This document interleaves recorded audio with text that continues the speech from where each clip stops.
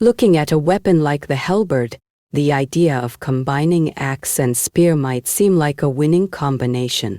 However, we also know that versatility always loses out to specialization. So why would anyone use a halberd instead of a spear? Would a halberd even be effective in a build? To answer this question, as usual, any weapon should be considered as part of a system, without detaching it from the place, time, and conditions in which it might have been used. You may notice that many halberd images are from the late Middle Ages, mostly from the 15th and 16th centuries. The majority of halberd use in warfare occurs precisely between 1350 and 1550. In the 15th century, halberds appear to have been the main weapon of the German states, including the Swiss cantons. Later they became more widespread. It should be understood that weapons with the same name will not always look the same. For example, a Swiss halberd from the 15th century looks different from its Italian counterpart from the 16th century.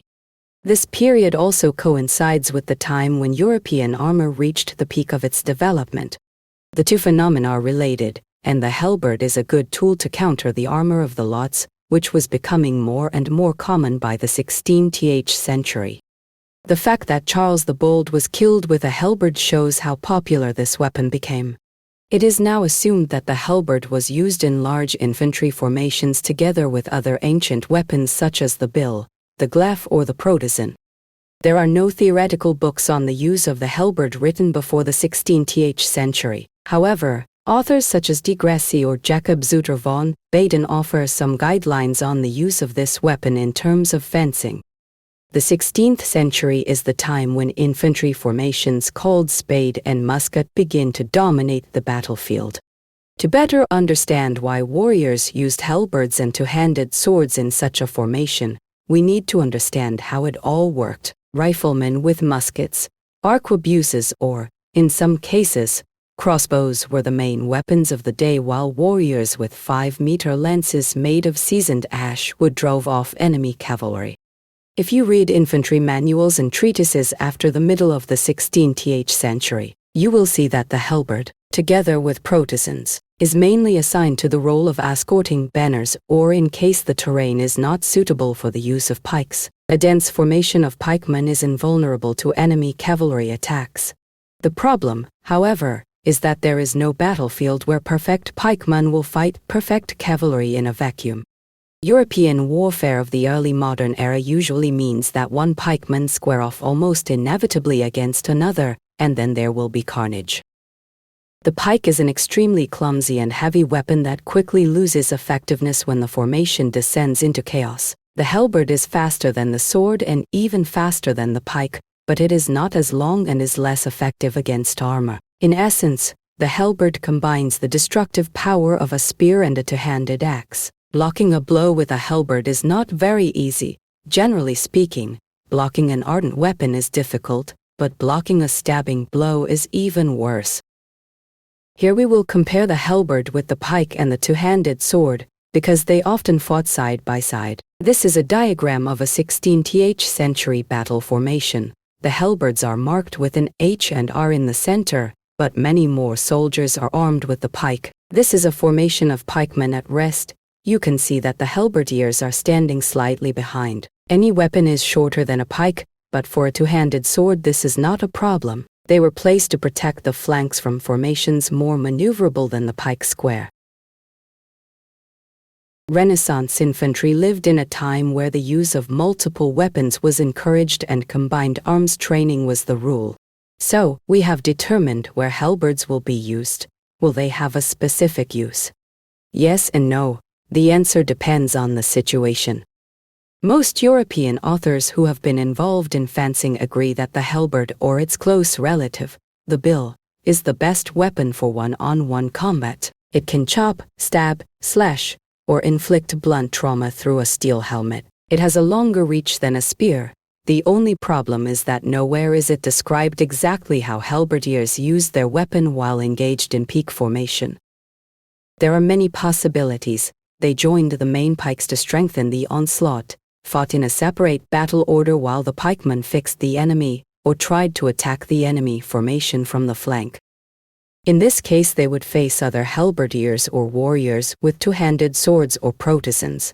Reconstructions usually help us understand how certain troops worked and interacted, but conclusive data on the halberd is scarce. This creates a new problem. The halberd is shorter than the pike. What does this mean? By the time a halberdier gets within range of the pikeman, there are already 3 huge pikes poking at each of them with no possibility of a response. Sure, a halberd may be stronger than a pike, but that doesn't matter if none of your halberd warriors can reach the enemy to hit him.